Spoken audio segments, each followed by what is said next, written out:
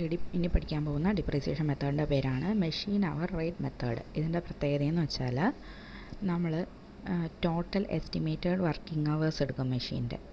അത് whole life ടൈമിൽ നമുക്ക് ഈ മെഷീൻ എത്ര നാൾ യൂസ് ചെയ്യാൻ പറ്റും അങ്ങനെ എടുത്തിട്ട് അത് വെച്ചിട്ട് നമ്മൾ ഡിപ്രീസിയേഷൻ കാൽക്കുലേറ്റ് ചെയ്യും.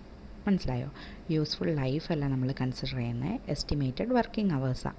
അപ്പം കോസ്റ്റ് ടു ബി ഡിപ്രീഷിയേറ്റഡ് എന്ന് പറയുന്നത് മെഷീൻ്റെ കോസ്റ്റ് തന്നെ ആയിരിക്കും. അതിൽ നിന്ന് നമ്മൾ റെസിഡ്യൽ വാല്യൂ മൈനസ് ചെയ്യണം.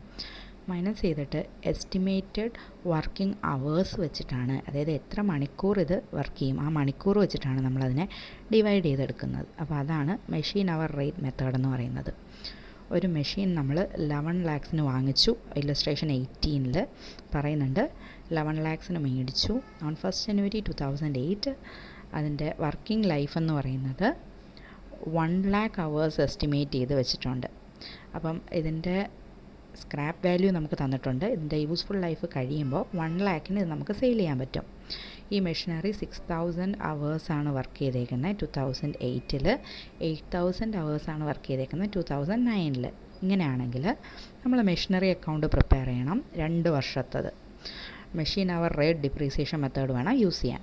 അപ്പോൾ ഇതെങ്ങനെ ചെയ്യുമെന്ന് നോക്കാം. അപ്പോൾ ആദ്യം നമ്മൾ മെഷീൻ അവർ റേറ്റ് എത്ര രൂപയാണെന്നുള്ളത് കണ്ടുപിടിക്കണം. അപ്പോൾ കോസ്റ്റ് ടു ബി ഡിപ്രീഷിയേറ്റഡ് അത് divided by estimated working life. ഇവിടെ നമ്മൾ കോസ്റ്റ് ടു ബി ഡിപ്രീഷിയേറ്റഡ് കണ്ടുപിടിക്കാനായിട്ട് നമ്മുടെ 11 lakh കോസ്റ്റിൽ നിന്ന് അതിൻ്റെ ലൈഫ് ടൈം കഴിയുമ്പം നമുക്കൊരു എമൗണ്ട് കിട്ടുമല്ലോ, അത് സ്ക്രാപ്പായിട്ട് മാറുമ്പോൾ അതിന് 1 lakh അത് മൈനസ് ചെയ്തിട്ട് നമ്മൾ നമ്മുടെ എസ്റ്റിമേറ്റഡ് വർക്കിംഗ് ലൈഫ് വെച്ചിട്ട് ഡിവൈഡ് ചെയ്ത് കൊടുക്കണം. അപ്പോൾ നമുക്കിവിടെ 10 rupees കിട്ടും. ആ 10 rupees നമ്മൾ ഓരോ വർഷവും എത്ര മണിക്കൂർ യൂസ് ചെയ്തോ ആ മണിക്കൂറുമായിട്ട് മൾട്ടിപ്ലൈ ചെയ്ത് കൊടുക്കുമ്പോൾ നമുക്ക് ആ ഒരു വർഷത്തെ ഡിപ്രീസിയേഷൻ എത്രയാണ് എന്നുള്ളത് കിട്ടും. അപ്പോൾ ഇവിടെ മെഷീനറി അക്കൗണ്ട് പ്രിപ്പയർ ചെയ്തേക്കുന്നുണ്ടോ, ആദ്യം ഡെബിറ്റ് സൈഡിൽ 2008 January 1 ടു ബാങ്ക് 11 lakh നമ്മൾ മെഷീനറി വാങ്ങിച്ചതാണ്. ഇപ്പുറത്തെ സൈഡിൽ വന്നപ്പോഴത്തേക്കും 2008 December 31 by depreciation by balance carry down. അപ്പോൾ 60,000 10,40,000. അപ്പോൾ 60,000 എന്ന് പറയുന്നത് ഈ 6000 hours ഇൻറ്റു 10 rupees ആണ്. അപ്പോൾ അത് ഡിപ്രീസിയേഷൻ ചാർജ് ചെയ്തു. അത് 11 lakh 60,000 നമ്മൾ മൈനസ് ചെയ്തു. അപ്പോൾ നമുക്ക് 10,40,000 കിട്ടി. പിന്നെ വരുന്നത് 2009 2009 January 1 നമുക്ക് ബാലൻസ് ബ്രോട്ട് ഡൗൺ 10,40,000 ഉണ്ട്. അതിൽ നിന്ന് നമ്മൾ 80,000 ഡിപ്രീസിയേഷൻ നമുക്ക് ലെസ് ചെയ്യാം. നെക്സ്റ്റ് ഇയറിലെ ഡിപ്രീസിയേഷൻ നമ്മൾ 8,000 hours ഇൻറ്റു 10 ചെയ്തിട്ട് കണ്ടുപിടിച്ചിട്ടുണ്ട്.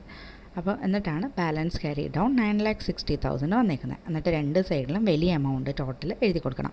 അപ്പോൾ 2 വർഷത്തെ മെഷീനറി അക്കൗണ്ട് പ്രിപ്പയർ ചെയ്യാനേ നമ്മളോട് പറഞ്ഞിട്ടുള്ളൂ. അത് കഴിഞ്ഞിട്ട് ബാക്കി നമ്മൾ ചെയ്യേണ്ടത് എന്താണെന്ന് വെച്ചാൽ ജസ്റ്റ് ഒന്ന് ബ്രോട്ട് ഡൗൺ ചെയ്ത് വെച്ചേക്കുക, അത്ര തന്നെ. ഓക്കെ, നെക്സ്റ്റ് ഇയറിലേക്ക് 2010 January 1 to balance brought down 9,60,000.